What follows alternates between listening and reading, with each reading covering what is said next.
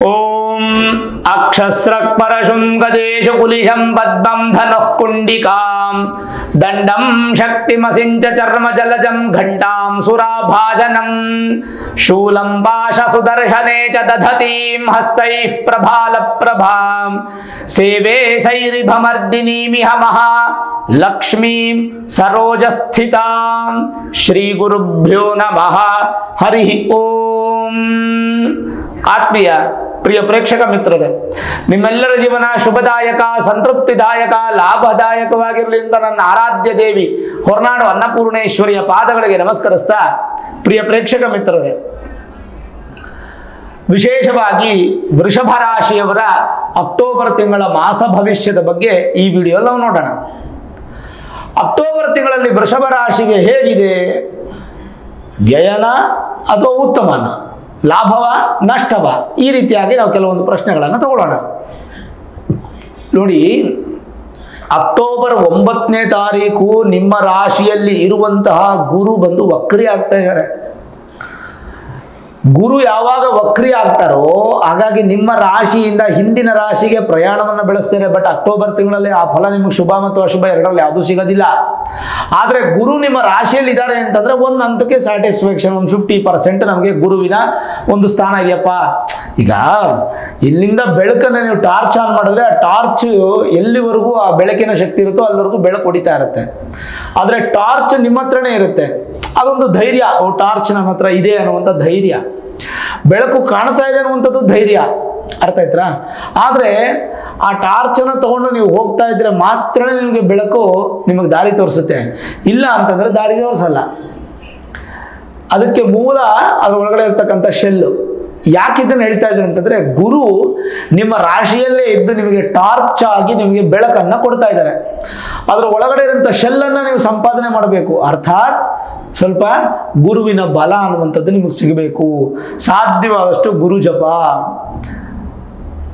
ವಿಶೇಷವಾಗಿ ಗುರುವಿನ ಶ್ಲೋಕಗಳನ್ನು ಹೇಳ್ಕೊಳ್ಳುವಂಥದ್ದು, ಮಂತ್ರಾಲಯ ರಾಘವೇಂದ್ರ ಸ್ವಾಮಿಗಳನ್ನು ಪ್ರಾರ್ಥನೆ ಮಾಡುವಂಥದ್ದು, ಪೂಜ್ಯಾಯ ರಾಘವೇಂದ್ರಾಯ ಸತ್ಯ ಧರ್ಮ ರಥಾಯ ಚ ಭಜತಾಂ ಕಲ್ಪವೃಕ್ಷಾಯ ನಮತಾಂ ಕಾಮಧೇನವೇ ಹೇಳುವಂಥ ಗುರುವಿನ ಸ್ತೋತ್ರಗಳನ್ನು, ಶ್ಲೋಕಗಳನ್ನು ನೀವು ಪಾರಾಯಣ ಮಾಡುವಂಥದ್ದು.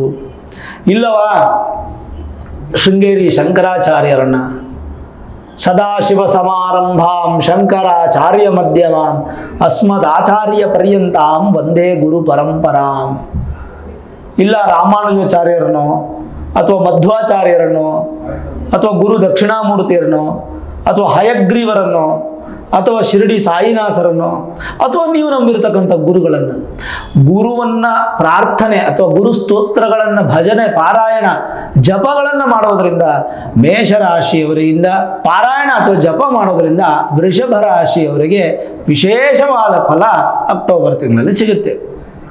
ಸರಿ, ನಿಮಗೆ ಗುರು ಏನಾಗಬೇಕು ಗೊತ್ತಾ? ನಿಮ್ಮ ರಾಶಿಗೆ ಲಾಭಾಧಿಪತಿ. ನಿಮಗೆ ಲಾಭಗಳನ್ನು, ಲಾಭ ಅಂತಂದ್ರೆ ಕೇವಲ ಯಾವುದೋ ಒಂದು ಬಿಸ್ನೆಸ್ಸಲ್ಲಿ ಬರುವಂಥ ಲಾಭ ಅಲ್ಲ.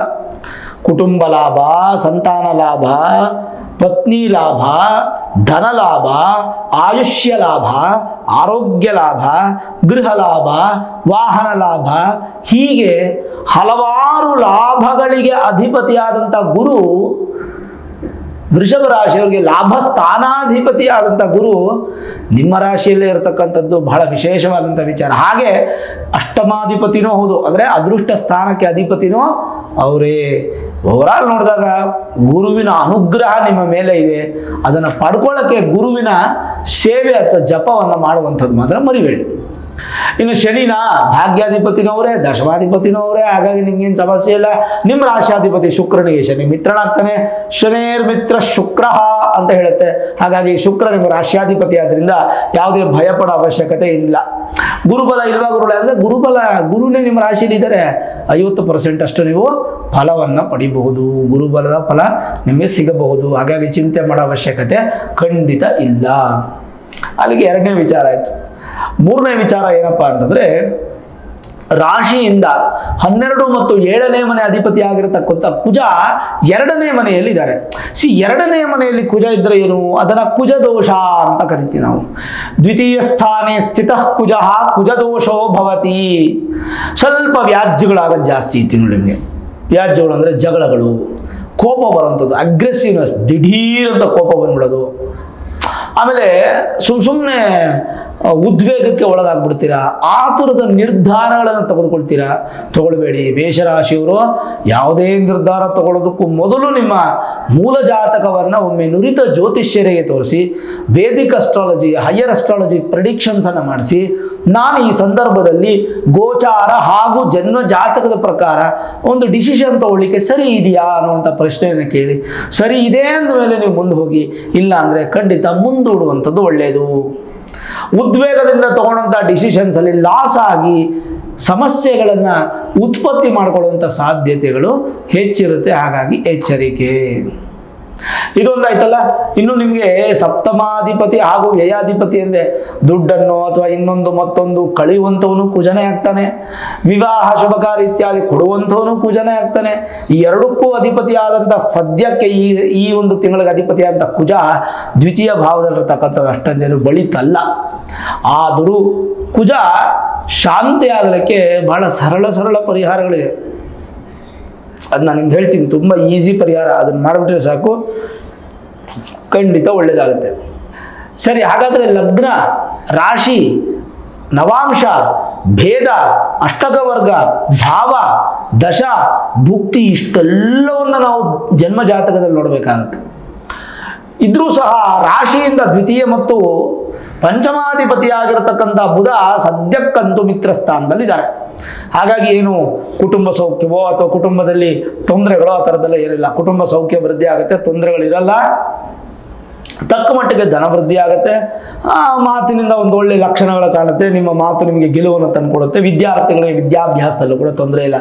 ಅದು ಅಪ್ ಟು SSLC ಇರ್ಬೋದು, ಅಪ್ ಟು ಸಿಂಗಲ್ ಡಿಗ್ರಿ ಇರ್ಬೋದು, ಅಥವಾ ಪೋಸ್ಟ್ ಗ್ರಾಜ್ಯುಯೇಷನ್ ಇರ್ಬೋದು, ಅಥವಾ PhD, ಇನ್ನೊಂದು ಮತ್ತೊಂದು ಮಗದೊಂದು ಯಾವುದೇ ವಿದ್ಯಾಭ್ಯಾಸ ಇದ್ರೂ ಕೂಡ ತುಂಬ ಚೆನ್ನಾಗಿದೆ. ಎಸ್ಪೆಷಲಿ ಈ ಒಂದು ತಿಂಗಳಲ್ಲಿ ಈ ಮೆಡಿಸನ್ ಓದುವಂಥ ವಿದ್ಯಾರ್ಥಿಗಳು ಯಾರ್ಯಾರು MBBS, MD ಮಾಡ್ತಾ ಇದ್ದೀರಾ, ಅಲೋಪತಿ ಇರ್ಬೋದು, ಆಯುರ್ವೇದಿಕ್ ಇರ್ಬೋದು, ಸಿದ್ಧ ಮೆಡಿಸನ್ ಇರ್ಬೋದು, ಅಥವಾ ಯಾವುದೇ ಥರದ ವೈದ್ಯಕೀಯ ವಿದ್ಯಾಭ್ಯಾಸದಲ್ಲಿ ಈ ಒಂದು ತಿಂಗಳಲ್ಲಿ ಹೆಚ್ಚಿನ ಪ್ರಾಬಲ್ಯತೆ, ಹೆಚ್ಚಿನ ಅಭಿವೃದ್ಧಿಯನ್ನು ಕಾಣ್ತೀರಾ. ಜೊತೆಗೆ ಈ ತಿಂಗಳಲ್ಲಿ ನಿಮಗೆ ಒಂದು ಅದ್ಭುತವಾದಂಥ ಯೋಗ ಏನಪ್ಪ ಅಂತಂದರೆ, ಯಾರ್ಯಾರು ಹಾಸ್ಪಿಟಲ್ಸನ್ನು ನಡೆಸ್ತಾ ಇದ್ದೀರಾ, ಕ್ಲಿನಿಕ್ಗಳನ್ನು ನಡೆಸ್ತಾ ಇದ್ದೀರಾ, ಅಥವಾ ದೊಡ್ಡ ದೊಡ್ಡ multi speciality hospital, medical shops, ಅಥವಾ ಆಯುರ್ವೇದಿಕ್ ರಿಲೇಟೆಡ್ ಆಗಿರತಕ್ಕಂಥ ಟ್ರೀಟ್ಮೆಂಟು, ವನಮೂಲಿಕೆಗಳು, ಹರ್ಬ್ಸು, ಸಿದ್ಧ, ಈ ಥರದ್ದು ಯಾವುದೇ ಥರದ ವೈದ್ಯಕೀಯ ವಿದ್ಯಾಭ್ಯಾಸ, ವೈದ್ಯಕೀಯ ವ್ಯಾಪಾರ, ವೈದ್ಯಕೀಯವಾಗಿರ್ತಕ್ಕಂಥ ಒಂದು ಮಾತ್ರೆ ಇತ್ಯಾದಿಗಳನ್ನು ಮಾರುವಂತಹ ಒಂದು ವ್ಯಾಪಾರವಾದರೂ ಆಗಬಹುದು. ಎಲ್ಲದರಲ್ಲೂ ಅಭಿವೃದ್ಧಿಯ ಲಕ್ಷಣಗಳನ್ನು ಕಾಣಬಹುದು. ಜೊತೆಗೆ ಇನ್ನೊಂದು ಸಣ್ಣ ವಿಚಾರ ಏನಪ್ಪ ಅಂತಂದರೆ, ಈ ವೈದ್ಯಕೀಯ ಇನ್ಸ್ಟ್ರೂಮೆಂಟ್ಸ್ ಇರುತ್ತಲ್ಲ, ಉದಾಹರಣೆಗೆ ಒಂದು BP ಟೆಸ್ಟ್ ಮಾಡುವಂಥ ಒಂದು ಮೆಷಿನ್ ಆಗ್ಬೋದು, ಒಂದು ಡಯಾಬಿಟಿಕ್ ಟೆಸ್ಟ್ ಮಾಡುವಂಥ ಮೆಷಿನ್ ಆಗ್ಬೋದು, ಒಂದು CT ಸ್ಕ್ಯಾನ್, MRI ಸ್ಕ್ಯಾನ್ ಮಾಡುವಂಥ ಮೆಷಿನ್ ಆಗ್ಬೋದು. ಈಗ ಯಾವುದೇ ಥರದ ಈ ವೈದ್ಯಕೀಯ ಸಂಬಂಧಪಟ್ಟಂಥ ಉಪಕರಣಗಳ ತಯಾರಿಕೆ, ಆ ಥರದ ಯಂತ್ರಾಗಾರಗಳು, ಅದರದ್ದು ಕಂಪನಿಗಳು, ಅದು ಕೂಡ ನಿಮಗೆ ಒಳ್ಳೆ ಲಕ್ಷಣದ ಲಾಭಾಭಿವೃದ್ಧಿ, ಸಕ್ಸಸ್ ಕಡೆಗೆ ಹೋಗೋದ್ರಲ್ಲಿ ಸಂದೇಹನೇ ಕಾಣ್ತಾ ಇಲ್ಲ. ಎಲ್ಲವೂ ಪಾಸಿಟಿವ್ ಆಗಿ ನಿಂತಿದೆ ಅಂತ ಹೇಳ್ಬೋದು. ಇನ್ನು ರಾಶಿಯಿಂದ ಚತುರ್ಥ ಭಾವಾಧಿಪತಿ ಆಗಿರ್ತಕ್ಕಂಥ ಸೂರ್ಯ ಚೆನ್ನಾಗಿಲ್ಲ, ಸ್ವಲ್ಪನೂ ಚೆನ್ನಾಗಿಲ್ಲ, ನೀಚ ಸ್ಥಾನದಲ್ಲಿ 0% ಬಂದ್ಬಿಡ್ತಾರೆ.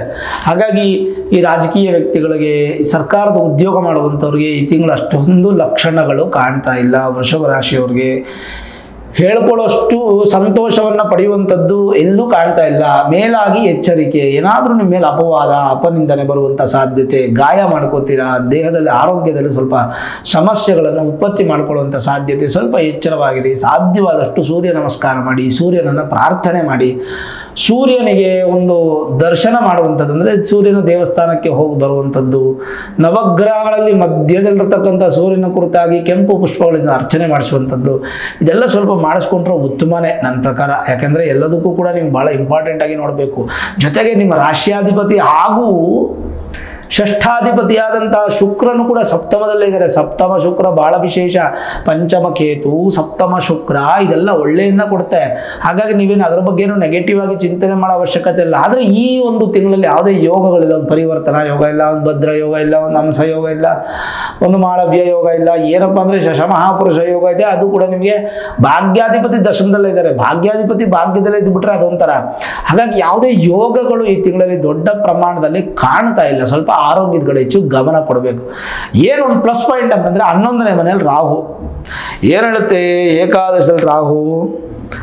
ಲಾಭಗತೆ ಯದಿತಮೇ ಸಕಲಾರ್ಥ ಲಾಭಂ ಸೌಖ್ಯಾಧಿಕಂ ನೃಪಗಣ ದ್ವಿವಿಧಂ ಚ ಮಾನಂ ವಸ್ತ್ರಾದಿ ಕಾಂಚನ ಚತುಷ್ಪಾದ ಸೌಖ್ಯ ಭಾವಂ ಪ್ರಾಪ್ನೋತಿ ಸೌಖ್ಯ ವಿಜಯೌ ಚ ಮನೋರಥಂಚ ಅಂತ ಹೇಳಿ ಶ್ಲೋಕ. ಏಕಾದಶ ಭಾವದಲ್ಲಿ ಲಾಭದಲ್ಲಿ ರಾಹು ಇದ್ದಾಗ ಲಾಭ ಫಲಗಳನ್ನ ಕೊಡ್ತಾ, ದಿಢೀರಂತ ನಿಮ್ಮ ಸಮಸ್ಯೆಗಳನ್ನ ದೂರ ಮಾಡ್ತಾ, ದಿಢೀರಂತ ಐಶ್ವರ್ಯವನ್ನ ಕೊಡ್ತಾ. ಸುಮಾರು ಜನ ಹೇಳ್ತಾರಲ್ಲ, ನನ್ನ ಹತ್ರ ₹1 ಇರಲಿಲ್ಲ, ಅದು ಹೆಂಗ್ ನೀವು ಮನೆ ಕಟ್ಟೋದು, ಹೆಂಗ್ ಗೃಹ ಪ್ರವೇಶ ಮಾಡೋದನ್ನ ಗೊತ್ತಿಲ್ಲ. ಒಂದೇ ₹1 ಕಣ್ರಿ ನನ್ನ ಹತ್ರ ಇರಲಿಲ್ಲ, ಹೆಂಗೋ ಆ ದುಡ್ಡು ಬಂತು ಈ ದುಡ್ಡು ಬಂತು, ಸಾಲ ಮಾಡಿದೆ, ಲೋನ್ ಆಗೋಯ್ತು, ಚಕಚಕ ಅಂತ ಎಲ್ಲ ಕೆಲಸ ಆಗೋಯ್ತು, ಮನೆ ಗೃಹ ಪ್ರವೇಶ ಆಗೋಯ್ತು, ₹1 ದುಡ್ಡು ಇರಲಿಲ್ಲ. ಅದನ್ನ ರಾಹು ಅಂತ ಹೇಳ್ತೀವಿ. ದಿಢೀರಂತ ಏನಾದ್ರು ಲಾಟರಿ ಟಿಕೆಟ್ ಹೊಡೆದ್ಬಿಡೋದು, ದಿಢೀರಂತ ಏನಾದ್ರು ಶುಭ ಫಲಗಳು, ಇವೆಲ್ಲ ನಿಮ್ಗೆ ಸಿಗೋದು ರಾಹುವಿನಿಂದ. ಸರಿ, ಹಾಗಾದ್ರೆ ಏನ್ ಹೇಳುತ್ತೆ? ಏಕಾದಶ ಲಾಭದಲ್ಲಿ ಗೋಚಾರದಲ್ಲಿ ರಾಹು ಇದ್ದಾಗ ಗೋಚಾರಮಯವಾಗಿ ಎಲ್ಲಾ ಪ್ರಕಾರದಿಂದ ಧನ ಲಾಭ ಪ್ರಾಪ್ತಿ. ಅಂದ್ರೆ ಎಲ್ಲ ಆಯಾಮಗಳಿಂದ, ಹಿಂದೆ ಮುಂದೆ ಪಕ್ಕ ಮೇಲೆ ಕೆಳಗೆ ಎಲ್ಲ ದಶ ದಿಕ್ಕುಗಳಿಂದ ಕೂಡ ಆದಾಯದ ಮೂಲಗಳು ನಿಮಗೆ ಬಲವಾಗಿ ಹೋಗುತ್ತೆ. ಅಧಿಕ ಸೌಖ್ಯ, ಸ್ವಲ್ಪ ಸಮೂಹಗಳಿಂದ ವಿವಿಧಮಾನವಾದಂಥ ಸನ್ಮಾನಗಳು ಈ ತಿಂಗಳು ನಿಮಗೆ ಸಿಗುತ್ತೆ. ವಸ್ತ್ರಗಳನ್ನು ಹೆಚ್ಚು ಖರೀದಿ ಮಾಡ್ತೀರಾ, ಬಂಗಾರಗಳನ್ನು ಖರೀದಿ ಮಾಡ್ತೀರಾ. ನೀವು ರೈತರಾಗಿದ್ದರೆ, ಹೈನುಗಾರಿಕೆ ಮಾಡ್ತಾ ಇದ್ರೆ ಬಹಳ ಒಳ್ಳೆಯದು. ಪಶು ಸಂಪತ್ತನ್ನು ವೃದ್ಧಿ ಮಾಡ್ಕೋತೀರಾ. ಸೌಖ್ಯ, ವಿಜಯ ಪ್ರಾಪ್ತಿ ಎಲ್ಲವೂ ನಿಮಗೆ ಒಂದು ಹಂತಕ್ಕೆ ಬರ್ತಾ ಹೋಗುತ್ತೆ. ಅಂದರೆ ಕಂಪ್ಯಾರಿಟಿಬಿಲಿಟಿ ತಗೊಂಡಾಗ ಬೇರೆಯವ್ರಿಗೆ ನೀವು ಕಂಪೇರ್ ಮಾಡ್ಕೊಳ್ಳಿ, ತುಂಬ ಚೆನ್ನಾಗಿರ್ತೀರ. ಈಗ ಎಕ್ಸಾಂಪಲ್ ಹೇಳ, 2 ಥರ ನಿಮಗೆ ಫಲ ಸಿಗ್ಬೋದು ಈ ತಿಂಗಳು. ಹೆಂಗೆ ಅಂದರೆ, ನಿಮಗೆ ಆರೋಗ್ಯ ಕೆಡಿಸ್ಕೊಳ್ಳೋಕೆ ಇಷ್ಟ ಇಲ್ಲ, ಕರೆಕ್ಟಾ? ಆರೋಗ್ಯ ಕೆಟ್ಟರೆ ನಿಮಗೆ ಡಾಕ್ಟರ್ ಹತ್ರ ಹೋಗಬೇಕು, ಡಾಕ್ಟರ್ ಫೀಸ್ ಕಟ್ಟಬೇಕು, ಮೆಡಿಸಿನ್ ತೊಗೊಳ್ಬೇಕು, ಎಲ್ಲ ಒಂದು 2-3 ಸಾವಿರ ರೂಪಾಯಿ ಖರ್ಚಾಗುತ್ತೆ ಅಲ್ವಾ? ಜೊತೆಗೆ ಬಳಲ್ತೀರ. ಆದರೆ ಒಬ್ಬ ಡಾಕ್ಟ್ರು ಏನು ಪ್ರಾರ್ಥನೆ ಮಾಡ್ತಾ ಇರ್ತಾನೆ, ಅಯ್ಯೋ ರೋಗಿ ಬರಲಿಲ್ಲ ಅಂದರೆ ನನ್ನ ಕೆಲಸ ಹೆಂಗೆ, ನನ್ನ ಸಂಪಾದನೆ ಹೆಂಗೆ, ನಾನು EMI ಕಟ್ಟಿದಂಗೆ, ರೋಗಿ ಬರಲಿ.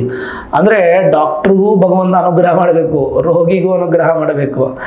ಹಾಗಾಗಿ ದೊಡ್ಡ ಪ್ರಮಾಣದ ಸಮಸ್ಯೆ, ಎಲ್ಲೋ ಒಂದು ಆಪರೇಷನ್ ಮಾಡುವಂತಹ ಪರಿಸ್ಥಿತಿ ಇದ್ದಂಥವ್ರಿಗೆ ಸಣ್ಣ ಯಾವುದೋ ಮಾತ್ರೆ ಇಂಜೆಕ್ಷನ್ ದೂರ ಆಗೋ ರೀತಿಯಾಗಿ ಭಗವಂತ ಮಾಡ್ತಾನೆ. ರೋಗಿಗೆ, ಡಾಕ್ಟ್ರಿಗೆ ಸಂಪಾದನೆ ಕಮ್ಮಿ ಆಗದೆ ಇದ್ದಂಗೆ ಒಂದಷ್ಟು ಮಟ್ಟಿಗೆ ಚಿಂತನೀಯವಾಗಿ ಗಣ್ಯವಾಗಿ ಸ್ವಲ್ಪ ಸಂಪಾದನೆಯನ್ನು ಕೊಡ್ತಾನೆ. ಹೀಗೆ ನಾವು ಎರಡರನ್ನು ಕ್ಯಾಲ್ಕುಲೇಷನ್ ಮಾಡಿ ನೋಡಿ ನೀವು ಬೇಕಾದ್ರೆ, ಬಹಳ ಅದ್ಭುತವಾದಂಥ ವಿಚಾರ ಅದು. ಇನ್ನು ಏಕಾದಶ ಲಾಭದ ಫಲದಲ್ಲಿ ರಾಹು ಏನೇನು ಫಲ ಕೊಡ್ತಾರೆ? ಪ್ರಾಚೀನ ವಿದ್ಯೆ ಅಂದರೆ ತಂದೆ ಮಾಡ್ತಾ ಇದ್ದಂಥ ಉದ್ಯೋಗ ಅಥವಾ ವ್ಯಾಪಾರ ಮಾಡ್ತಾ ಇರ್ತಕ್ಕಂಥ ಮಕ್ಕಳಿಗೆ ಸ್ವಲ್ಪ ಮಹಾಶಕ್ತಿ ಯೋಗ ಹೆಚ್ಚಾಗುತ್ತೆ. ಧೈರ್ಯ, ಸಾಹಸ, ಅಮಿತವಾದ ಬಲ.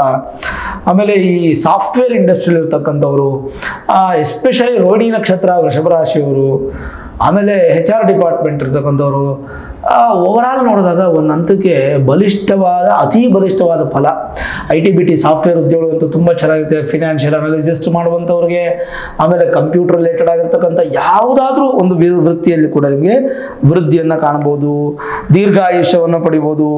ಮತ್ತು ರಾಸಾಯನಶಾಸ್ತ್ರದಲ್ಲಿ ಬಯಾಲಜಿ ಡಿಪಾರ್ಟ್ಮೆಂಟಲ್ಲಿ ವರ್ಕ್ ಮಾಡುವಂಥವ್ರು, ಬಯಾಲಜಿ ಓದುವಂಥವ್ರಿಗೆಲ್ಲ ತುಂಬ ಚೆನ್ನಾಗಿರುತ್ತೆ.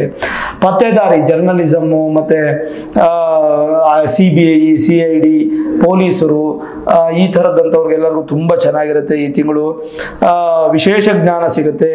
ಮತ್ತು ಸ್ವಲ್ಪ ಕಿವಿನ ಉತ್ಪತ್ತಿ ಆಗುವಂಥ ಸಾಧ್ಯತೆ, ಗಂಟಲ ಸಮಸ್ಯೆ ಆಗುವಂಥ ಸಾಧ್ಯತೆಗಳು ಇದೆ ನಿಮಗೆ. ರಾಜಕೀಯ ಕ್ಷೇತ್ರದಲ್ಲಿ, ಸಾಮಾಜಿಕ ಕ್ಷೇತ್ರದಲ್ಲೂ ಕೂಡ ಯಶಸ್ಸನ್ನು ಕೊಡ್ತಾನೆ ರಾಹು. ಮತ್ತು ಈ ಜೂಜು, ಲಾಟ್ರಿ, ಈ ಥರದ್ದೆಲ್ಲ ಕೆಟ್ಟ ಅಭ್ಯಾಸಗಳು ಅಧಿಪತಿನೂ ರಾಹುನೇ. ಹಾಗಾಗಿ ಸ್ವಲ್ಪ ಇದನ್ನು ಕಡೆನೂ ಗಮನ ಕೊಡಬೇಕು. ನೀವು ಎರಡನ್ನೂ ಬ್ಯಾಲೆನ್ಸ್ ಮಾಡ್ಕೊತು ಹೋಗಬೇಕು. ಅವಾಗಲೇ ಮಾತ್ರ ನಿಮಗೆ ಒಂದು ಹಂತಕ್ಕೆ ಪಾಸಿಟಿವ್ ಅನ್ನುವಂಥದ್ದು ಸಿಗುವಂಥ ಲಕ್ಷಣಗಳು ಹೆಚ್ಚು ಕಾಣ್ತಾ ಇರುತ್ತೆ. ಓವರಾಲ್ ನೋಡಿದಾಗ ರಾಹು ಏಕಾದಶದ ಫಲ ನಿಮಗೆ ತುಂಬ ಚೆನ್ನಾಗಿದೆ. ಅದಲ್ಲದೆ ಇನ್ನೊಂದು ಏನಪ್ಪ ಅಂತಂದ್ರೆ, ಈ ಶುಕ್ರ ನಿಮಗೆ ಸಪ್ತಮಕ್ಕೆ ಬಂದಲ್ಲ, ನಿಮ್ಮ ರಾಶಿಯಾಧಿಪತಿ ಸಪ್ತಮ ಶತ್ರು ಮನೇಲಿ ಇರಲಿ. ಏನ್ ಹೇಳುತ್ತೆ ನಿಮಗೆ ಶುಕ್ರ? ಸಾತ್ವಿಕತೆ, ಸಮದೃಷ್ಟಿಯಲ್ಲಿ ಎಲ್ಲರನ್ನು ನೋಡ್ತೀರಾ, ವಾಗ್ಮಿಗಳಾಗ್ತೀರಾ, ಅಧಿಕ ಲಾಭವನ್ನು ಹೊಂದುತ್ತೀರಾ, ಧನಿಕರಾಗ್ತೀರಾ, ಮಧ್ಯಮ ವರ್ಗದ ಕುಟುಂಬದಲ್ಲಿದ್ದರೂ ಕೂಡ ನಿಮಗೆ ಸಂತೋಷ ಅನ್ನುವಂಥದ್ದು ಸಿಗುತ್ತೆ ಈ ತಿಂಗಳು. ಆಮೇಲೆ ಶ್ರೀಮಂತರೊಡನೆ ಸಂಬಂಧಗಳು ಹೆಚ್ಚಾಗಿರುತ್ತೆ. ತಂದೆ ತಾಯಿಯಲ್ಲಿ ಹೆಚ್ಚು ಆತ್ಮವಿಶ್ವಾಸ, ತಾಯಿಗೆ ಬಹಳಷ್ಟು ಆರೋಗ್ಯದ ಕಡೆ ಗಮನ ಕೊಡ್ತೀರಾ. ಅದರ ಜೊತೆಗೆ ಏನಪ್ಪ ಅಂತಂದ್ರೆ ನಿಮ್ಮ ಸಹೋದರ ಸಹೋದರಿಯರು ನಿಮ್ಗೆ ಅನುಕೂಲ ಮಾಡ್ತಾರೆ. ಕೋರ್ಟ್ ಕಚೇರಿ ವಿಚಾರದಲ್ಲಿ ಯಶಸ್ಸು ಇಲ್ಲ. ಪತ್ರಿಕೋದ್ಯಮದಲ್ಲಿ ಚೆನ್ನಾಗಿರುತ್ತೆ, ಸಂಪರ್ಕ ಮಾಧ್ಯಮಗಳಲ್ಲಿ ಚೆನ್ನಾಗಿರುತ್ತೆ, ಪ್ರಯಾಣದಿಂದ ನಿಮ್ಗೆ ಅನುಕೂಲ ಆಗುತ್ತೆ. ಮತ್ತೆ ರೋಗಗಳಿಂದ ನಿಮಗೆ ದೂರ ಆಗಿ ಒಂದು ಒಳ್ಳೆಯ ಫಲ ಅನ್ನುವಂಥದ್ದು ಸಿಗುತ್ತೆ. ಜೊತೆಗೆ ಚಿತ್ರಕಲೆ, ಸಂಗೀತ, ಮತ್ತೆ ಈ ಸಿನಿಮಾ ನಟನೆ ಮಾಡುವಂಥವ್ರು, ಕಾಮಿಡಿ ಆಕ್ಟರು, ಕಲೆಗಾರರು, ಅವ್ರಿಗೆಲ್ಲ ತುಂಬ ಚೆನ್ನಾಗಿರುತ್ತೆ. ತಾಯಿ ಮೂಲದಿಂದ ಧನಪ್ರಾಪ್ತಿ, ಭೂಮಿಯಿಂದ ಧನಪ್ರಾಪ್ತಿ, ವಾಹನದಿಂದ ಧನಪ್ರಾಪ್ತಿ. ಈ ಡ್ರೈವರ್ಸ್ಗೆ ಮತ್ತೆ ವಾಹನದ ಮಾಲೀಕರಿಗೆ, ವಾಹನವನ್ನು ನಂಬಿ ಜೀವನ ಮಾಡುವಂಥವ್ರಿಗೆಲ್ಲ ಚೆನ್ನಾಗಿರುತ್ತೆ. ಉತ್ಕೃಷ್ಟವಾದ ಗೋವಿನ ಆಶೀರ್ವಾದ, ಪಶು ಸಂಪತ್ತು ವೃದ್ಧಿ ಆಗುತ್ತೆ. ಪರಿಸರದ ಮಿತ್ರರಾಗ್ತೀರಾ. ಜೊತೆಗೆ ಬಂಧುಗಳು ನಿಮ್ಮನ್ನ ಕೊಂಡಾಡ್ತಾರೆ. ದೇವಸ್ಥಾನಕ್ಕೆಲ್ಲ ಹೋಗಿ ಬರುವಂತ ಲಕ್ಷಣಗಳು ಹೆಚ್ಚು ಕಾಣುತ್ತೆ. ಜೊತೆಗೆ ವಿದ್ಯಾಭ್ಯಾಸದ ವಿಚಾರದಲ್ಲಿ ತುಂಬಾ ಚೆನ್ನಾಗಿದೆ, ಅಭಿವೃದ್ಧಿ ಆಗುತ್ತೆ. ಸತ್ಯ ಧರ್ಮ ನಿರತರಾಗ್ತೀರಾ. ಒಂದೊಮ್ಮೆ ಸ್ವಲ್ಪ ಪೀಡಿತನಾದ್ರೆ ಒಂಚೂರು ನೆಗೆಟಿವ್ ಆಗುತ್ತೆ. ಯಾವ ತರ ನೆಗೆಟಿವ್ ಆಗುತ್ತೆ ಅಂತಂದ್ರೆ ಅಪವಾದ ಅಪನಿಂದನೆ ಬಂದು ಸ್ವಲ್ಪ ಸಮಸ್ಯೆಗಳು, ಕಾನೂನಿನ ಸಮಸ್ಯೆಗಳು ವೃಷಭ ರಾಶಿಯವರಿಗೆ ಆಗುವಂತ ಸಾಧ್ಯತೆ. ಹಣವನ್ನ ಯಾರಿಗೂ ಕೊಡ್ಲಿಕ್ಕೆ ಹೋಗ್ಬೇಡಿ. ಈ ತಿಂಗಳು ಯಾರಿಗೆ ಕೊಟ್ಟರು ಕೈ ಮತ್ತೆ ನಿಮ್ಗೆ ವಾಪಸ್ ಬರೋದಿಲ್ಲ. ಅದು ನಿಮ್ಗೆ ಒಂದು ಸ್ವಲ್ಪ ತೊಂದರೆ ಆಗಬಹುದು. ರೋಗದಿಂದ ಅಂದ್ರೆ ಮಾನಸಿಕ ರೋಗದಿಂದ ಬಳಲುವಂತ ಸಾಧ್ಯತೆಗಳು ಹೆಚ್ಚಾಗಿರುತ್ತೆ. ಪಾಪಿಗಳ ಜೊತೆ ಸಹವಾಸ ಮಾಡಬೇಡಿ, ಪಾಪ ಬುದ್ಧಿ ನಿಮಗೂ ಬಂದ್ಬಿಡುತ್ತೆ. ಅದೊಂದು ತುಂಬಾ ಇಂಪಾರ್ಟೆಂಟು. ಶತ್ರುಗಳಿಂದ ದೂರ ಇರಿ, ಶತ್ರು ನಾಶ ಮಾಡ್ಲಿಕ್ಕೆ ಹೋಗ್ಬೇಡಿ. ಶತ್ರುಗಳಿಂದ ನೀವೇ ದೂರ ಆಗಿ ಧನಾರ್ಜನೆ ಮಾಡೋದ್ರಲ್ಲಿ ನೀವು ಚೆನ್ನಾಗಿರ್ತೀರಾ. ಕಲಹಗಳು ಸ್ವಲ್ಪ ಜಗಳ ಆಗುತ್ತೆ. ಸ್ವಲ್ಪ ಋಣ ಅಂದ್ರೆ ಚೂರು ಸಾಲ ಮಾಡುವಂತ ಚಾನ್ಸಸ್ ಎಲ್ಲ ಇರುತ್ತೆ. ಸ್ವಯಂ ವಿಧ್ವಂಸಕ, ನಿಮ್ಮನ್ನು ನೀವೇ ಹಾಳು ಮಾಡ್ಕೊಳ್ಳುವಂತ ಸಾಧ್ಯತೆ. ಯಾವ್ಯಾವುದರಲ್ಲಿ ಸಮಾಜ ಬಾಹಿರ ಚಟುವಟಿಕೆಗಳಲ್ಲಿ ಭಾಗಿಯಾಗುವಂಥದ್ದು, ಡ್ರಗ್ಸ್ ತಗೊಂಡ್ಬಿಡೋದು, ಅಥವಾ ಸಿಗರೇಟ್ ಸೇದೋದು, ಅಥವಾ ಏನೋ ಲಿಕ್ಕರ್ ಕುಡಿಯುವಂಥದ್ದು, ಈ ಥರದ್ದು ಏನಾದರೂ ಒಂದು ಮಾಡಿಕೊಂಡು ನಿಮ್ಮನ್ನು ನೀವು ಧ್ವಂಸ ಮಾಡ್ಕೊಳ್ಳುವಂಥ ಸಾಧ್ಯತೆ. ಅದಕ್ಕೆ ಜಾಸ್ತಿ ಅವಕಾಶ ಕೊಡಬೇಡಿ. ವಿವಾಹದ ವಿಚಾರದಲ್ಲಿ ಏನೋ ಅನುಕೂಲಗಳಿದೆ, ಅನಾನುಕೂಲಗಳಿಲ್ಲ. ಸ್ವಲ್ಪ ದುಷ್ಟ ಸ್ತ್ರೀಯರ ಸಹವಾಸ, ದುಷ್ಟ ಸ್ತ್ರೀ ಅಂದರೆ ಸ್ತ್ರೀ ಮಾತ್ರ ಅಲ್ಲ, ಸ್ತ್ರೀಯರಿಗೆ ಪುರುಷರು ಆಗ್ಬೋದು ಸಹವಾಸ. ಅಂದರೆ ಕೆಟ್ಟ ವ್ಯಕ್ತಿಗಳ ಸಹವಾಸದಿಂದ ಸ್ವಲ್ಪ ಮನೆಯಲ್ಲಿ ಒಂಚೂರು ಸಮಸ್ಯೆಗಳಾಗ್ಬೋದು. ಅದನ್ನೆಲ್ಲ ಸ್ವಲ್ಪ ನೀವು ಬ್ಯಾಲೆನ್ಸ್ ಮಾಡ್ಕೋಬೇಕು. ಅಂದರೆ ಹಾನಿ ಕಾರ್ಯೇಶು ಜಾಯತೆ ಅಂತ ಹೇಳಿ ಅದರ ಅರ್ಥ. ವ್ಯವಹಾರದಲ್ಲಿ ವಿಘ್ನಗಳು ಸಂಭವಿಸುತ್ತೆ. ಒಂದೊಂದ್ಸಲ ಶುಭ ಫಲ, ಒಂದೊಂದ್ಸಲ ಅಶುಭ ಫಲ ಎರಡೂ ಇರುತ್ತೆ. ಮತ್ತೆ ಮುಖ್ಯವಾಗಿ ಏನಪ್ಪಾ ಅಂತಂದ್ರೆ ಯಾವುದೇ ವ್ಯಾಧಿಗೆ ನೀವು ಕಾರಣ ತುತ್ತಾಗದೆ ಇದ್ದಾಗ ನಿಮ್ಮನ್ನು ನೀವು ಬ್ಯಾಲೆನ್ಸ್ ಮಾಡ್ಕೊಳ್ಳಿ. ದೇಹವನ್ನು ಸದಾಕಾಲ ಬೆಚ್ಚಿಗಿಟ್ಕೊಳ್ಳಿ. ಅಂದ್ರೆ ತುಂಬಾ ಚಳಿಗೆ ನಿಮ್ಮ ಶರೀರವನ್ನು ಬಿಡಕ್ಕೆ ಹೋಗ್ಬೇಡಿ. ತಂದೆ ಆಶೀರ್ವಾದ ತುಂಬಾ ಚೆನ್ನಾಗಿ ಸಿಗುತ್ತೆ. ದಾನ ಧರ್ಮ ಹೆಚ್ಚಾಗಿ ಮಾಡ್ತೀರಾ. ಆಮೇಲೆ ಭೂಮಿಯನ್ನ ಖರೀದಿ ಮಾಡುವಂತ ಯೋಗ. ಓವರಾಲ್ ಏನಪ್ಪಾ ಅಂದ್ರೆ ಅಧಿಕ ಪ್ರಸಂಗತನವು ಕೂಡ ನಿಮಗೆ ದೂರವಾಗಿ ಒಂದು ಅಧಿಕ ಪುಣ್ಯ ಫಲವು ಪ್ರಾಪ್ತಿ ಆಗುತ್ತೆ. ಗ್ರಹಗಳ ಸ್ವಭಾವಕ್ಕೆ ಅನುಸಾರವಾಗಿ ಕೆಲವೊಂದು ಬದಲಾವಣೆ ಆಗುತ್ತೆ. ಓವರಾಲ್ ನೋಡಿದಾಗ ನಿಮ್ಮ ರಾಶಿ ವೃಷಭ ರಾಶಿಗೆ ಈ ತಿಂಗಳು ಚೆನ್ನಾಗಿ ಇಲ್ಲದೆ ಇರುವಂತಹ ಗ್ರಹಗಳು ಎರಡೇ. ಒಂದು ಕುಜ, ಇನ್ನೊಂದು ಸೂರ್ಯ. ಕುಜ ನಿಮಗೆ ಸಪ್ತಮಾಧಿಪತಿ ವ್ಯಯಾಧಿಪತಿ ಆಗ್ತಾರೆ. ಎರಡೇ ಮನೆ ಕುಜ ದೋಷ ಬರುತ್ತೆ. ಚತುರ್ಥ ಭಾವದಲ್ಲಿ ಇರತಕ್ಕಂಥ ಒಂದು ಸೂರ್ಯ ನಿಮ್ಗೆ ಅಷ್ಟೊಂದು ಫಲ ಇಲ್ಲ. ಅದಕ್ಕೆ ನಾನು ನಿಮ್ಮೊಂದು ಒಳ್ಳೆ ಪರಿಹಾರ ಕೊಡ್ತೀನಿ. ಬಹಳ ಸುಲಭ ಪರಿಹಾರ. ಒಂದು 100 ರಿಂದ 200 ರೂಪಾಯಿ ಖರ್ಚಾಗುವಂತ ಒಂದು ಸುಲಭ ಪರಿಹಾರ ಏನಪ್ಪಾ ಅಂದ್ರೆ, ಒಂದು 100 ಗ್ರಾಮ್ ಅರಿಶಿಣ, ಒಂದು 100 ಗ್ರಾಮ್ ಕುಂಕುಮ, ಒಂದೊಂದು ಸ್ವಲ್ಪ 100 ಗ್ರಾಮ್ ಅಕ್ಕಿ ಕಾಳಿಗೆ ಒಂಚೂರು ಒಂದೆರಡು ತೊಟ್ಟು ತುಪ್ಪ ಹಾಕಿ, ಒಂದು ಸ್ವಲ್ಪ ಅರಿಶಿಣ ಹಾಕಿ, ಅಕ್ಷತೆ, ಒಂದು 100 ಗ್ರಾಮ್ ಗಂಧ, ಈ 4 ಸೇರಿಸಿ ರೆಡಿ ಮಾಡ್ಕೊಳ್ಳಿ. ಅಂದರೆ ಸೇರಿಸಿ ಅಂತ ಮಿಕ್ಸ್ ಮಾಡೋದಲ್ಲ, ಈ 4 ಸಪ್ರೇಟ್ ತಗೊಳ್ಳಿ. ಯಾವುದಾದ್ರೂ ದೇವಸ್ಥಾನಕ್ಕೆ ಹೋಗಿ, ದೇವಸ್ಥಾನದಲ್ಲಿ ನಿಮಗೆ ಅರಿಶಿಣ ಕುಂಕುಮ ತಟ್ಟೆ ಅಂತ ಇಟ್ಟಿರ್ತಾರೆ, ಕೇಳಿದ್ರೆ ಅರ್ಚಕರಿಗೆ ಕೊಡ್ತಾರೆ ನಿಮಗೆ. ಅದನ್ನು ತಗೊಂಡು ಅದನ್ನು ಕ್ಲೀನಾಗಿ ಶುದ್ಧವಾಗಿ ತೊಳೆದು, ನೀವೇ ತೊಳೆದ್ಬಿಟ್ಟು ಅದ್ರ ತುಂಬ ಅರಿಶಿಣ ಒಂದು ಬಟ್ಲಲ್ಲಿ, ಕುಂಕುಮ ಒಂದು ಬಟ್ಲಲ್ಲಿ, ಅಕ್ಷತೆ ಮತ್ತು ಗಂಧವನ್ನು 4 ಒಂದು ಬಟ್ಲಲ್ಲಿ ಹಾಕಿ ಅಲ್ಲಿ ದೇವಸ್ಥಾನದಲ್ಲಿ ಇಟ್ಟು ಬನ್ನಿ. ನೀವು ಅದನ್ನು ದಾನ ಕೊಡೋದೇನಿಲ್ಲ, ಅದನ್ನು ದೇವರಿಗೆ ಉಪಯೋಗಿಸ್ತಾರೆ. ಗಂಧನ ದೇವರಿಗೆ ಹಚ್ತಾರೆ, ಅರಿಶಿನ ಅಭಿಷೇಕ ಮಾಡ್ತಾರೆ, ಕುಂಕುಮನ ಹಣೆಗೆ ಹಚ್ತಾರೆ, ಅಕ್ಷತೆಯನ್ನು ಪೂಜೆಗೆ ಉಪಯೋಗಿಸ್ತಾರೆ. ಇದೆಲ್ಲರ ಫಲ ನಿಮಗೆ ತುಂಬ ಚೆನ್ನಾಗಿ ಸಿಗುತ್ತೆ. ಇದನ್ನ ಬಹಳ ಸುಲಭವಾಗಿ ತಗೊಳ್ಬೇಡಿ. ಒಂದೊಂದು 100-200 ರೂಪಾಯಿನ ಒಳಗಡೆ ಇರುವಂಥ ಪರಿಹಾರ ಇದು. 100 ಗ್ರಾಮ್ ಅರಿಶಿನ ಕುಂಕುಮ, 100 ಗ್ರಾಮ್ ಗಂಧ, 100 ಗ್ರಾಮ್ ಅಕ್ಕಿ ಕಾಳಿಗೆ ಅಕ್ಷತೆಯನ್ನು ರೆಡಿ ಮಾಡಿ ತಗೊಂಡೋಗಿ ಇಷ್ಟನ್ನು ಕೂಡ ದೇವಸ್ಥಾನದ ಅನುಕೂಲ ತಟ್ಟೆ ಅಂತ ಕರಿತೀವಿ ಅದನ್ನ, ಅಥವಾ ಅರಿಶಿನ ಕುಂಕುಮ ತಟ್ಟೆ ಅಂತ ಹೇಳಿದ್ರೆ ಕೊಡ್ತಾರೆ. ಆ ತಟ್ಟೆಯನ್ನು ತಗೊಂಡು ಶುದ್ಧಿ ಮಾಡಿ ನೀವೇ ತೊಳೆದು ಚೆನ್ನಾಗಿ ಟವಲ್ ಅವ್ರಿಗೆ ಕ್ಲೀನಾಗಿ ಅಥವಾ ಟಿಶ್ಯೂ ಪೇಪರ್ ಕ್ಲೀನಾಗಿ ಒರೆಸಿ ಅದು ತುಂಬ ಅರಿಶಿನ ಕುಂಕುಮ ಗಂಧ ಅಕ್ಷತೆಯನ್ನು ಹಾಕಿ ಅವರಿಗೆ ಕೊಡೋದ್ರಿಂದ ಖಂಡಿತವಾಗ್ಲೂ ನಿಮಗೆ ವೃಷಭ ರಾಶಿಯವರಿಗೆ ಸಂಭವಿಸಬಹುದಾದಂತಹ ನೆಗೆಟಿವ್ ಕ್ರೂರ ದೋಷಗಳು ಈ ತಿಂಗಳಲ್ಲಿ ಇದೆ. ಎರಡು ಕ್ರೂರ ಗ್ರಹಗಳ, ಎರಡು ಅಗ್ನಿಗ್ರಹಗಳ, ಕುಜನು ಅಗ್ನಿತತ್ವ ಅತ್ವತತ್ವ ರಿಟೇಕ್ ಕುಜನು ಅಗ್ನಿತತ್ವ, ಸೂರ್ಯನು ಅಗ್ನಿತತ್ವ, ಎರಡು ತತ್ವಗಳು ಸೇರಿ ಮಹಾಭಯಂಕರ ಅಗ್ನಿತತ್ವ ಆಗ್ಬಿಡುತ್ತೆ. ಅಂದ್ರೆ ಅಗ್ನಿಗೆ ಸಂಬಂಧಪಟ್ಟಂತ ಎರಡು ಗ್ರಹಗಳು ಚೆನ್ನಾಗಿಲ್ಲದೆ ಇರೋದ್ರಿಂದ ಈ ಎರಡು ಗ್ರಹಕ್ಕೆ ಸಂಬಂಧಪಟ್ಟಂತ ಶಾಂತಿಯನ್ನು ನೀವು ಮಾಡ್ಕೊಳ್ಳೋದು ಬಹಳ ಸೂಕ್ತ. ಆ ಶಾಂತಿ ಇದೇ ಆಗುತ್ತೆ. ಇದನ್ನು ನೀವು ದೇವರಿಗೆ ಕೊಡೋದ್ರಿಂದ ಖಂಡಿತ ನಿಮಗೆ ಮತ್ತಷ್ಟು ಮಗದಷ್ಟು ಶುಭ ಫಲ ಸಿಕ್ಕಿ ಸಂತೋಷಮಯವಂತ ಜೀವನ ಪ್ರಾಪ್ತಿ ಆಗೋದ್ರಲ್ಲಿ ಸಂದೇಹನೇ ಇಲ್ಲ. ಯಾವುದ್ರ ಬಗ್ಗೆನೂ ಚಿಂತೆ ಮಾಡಬೇಡಿ ವೃಷಭ ರಾಶಿಯವರು. ಏನೇ ದೊಡ್ಡ ಡಿಸಿಷನ್ಸ್ ತಗೊಳ್ಬೇಕಾದ್ರೂ ಮುಖ್ಯವಾಗಿ ಜನ್ಮ ಜಾತಕಗಳನ್ನ ನುರಿತ ಜ್ಯೋತಿಷ್ಯರನ್ನ ಭೇಟಿ ಮಾಡಿ Vedic astrology, higher astrology predictions ಅನ್ನು ಮಾಡಿ ಬೇಕಾದ ಸುಲಭ ಪರಿಹಾರ ಮಾಡ್ಕೊಳ್ಳಿ. ಭಗವಂತ ನಿಮಗೆ ತೃಪ್ತಿಯಾದ ಜೀವನವನ್ನು ಕೊಟ್ಟು ಸಂತೋಷವಾದಂಥ ಅಭಿವೃದ್ಧಿಯನ್ನು ಅಕ್ಟೋಬರ್ ತಿಂಗಳಲ್ಲಿ ಕೊಡ್ತಾನೆ. ಅದರಿಂದ ನೀವು ಸುಖಮಯವಿ, ತ್ಯಾಗಮಯ ಆಗಿ, ಸಂತೋಷಮಯ ಆಗಿರ್ತೀರಾ, ಆನಂದಮಯ ಆಗಿರ್ತೀರಾ, ಅಮೃತಾನಂದಮಯ ಆಗಿರ್ತೀರಾ. ಯಾವುದೇ ತರಹದ ಚಿಂತನೆ ಮಾಡಬೇಡಿ. ಭಗವಂತ ಒಳ್ಳೇದು ಮಾಡಲಿ ವೃಷಭ ರಾಶಿಯವರಿಗೆ. ಈ ವಿಡಿಯೋ ಇಷ್ಟ ಆಗಿದ್ರೆ ಲೈಕ್ ಮಾಡಿ, ಶೇರ್ ಮಾಡಿ, ಮುಖ್ಯವಾಗಿ ನಮ್ಮ ಚಾನೆಲ್ಗೆ ಸಬ್ಸ್ಕ್ರೈಬ್ ಮಾಡಿ, ಬೆಲ್ ಐಕಾನ್ ಅನ್ನು ಪ್ರೆಸ್ ಮಾಡಿ. ಪ್ರತಿನಿತ್ಯ ನಾನು ಪೂಜೆ ಮಾಡುವಂತಹ ನನ್ನ ಆರಾಧ್ಯ ದೇವಿ ಹೊರನಾಡು ಅನ್ನಪೂರ್ಣೇಶ್ವರಿಯ ಆಶೀರ್ವಾದ ಅನುಗ್ರಹ ಸದಾಕಾಲ ಮತ್ತೊಮ್ಮೆ ನಿಮ್ಗೆ ಸಿಗಲಿ ಅಂತ ಪ್ರಾರ್ಥನೆ ಮಾಡ್ತಾ ಸರ್ವೇ ಜನಾಃ ಸುಖಿನೋ ಭವಂತು, ಸಮಸ್ತ ಸನ್ಮಂಗಳ ನಿಭವಂತು.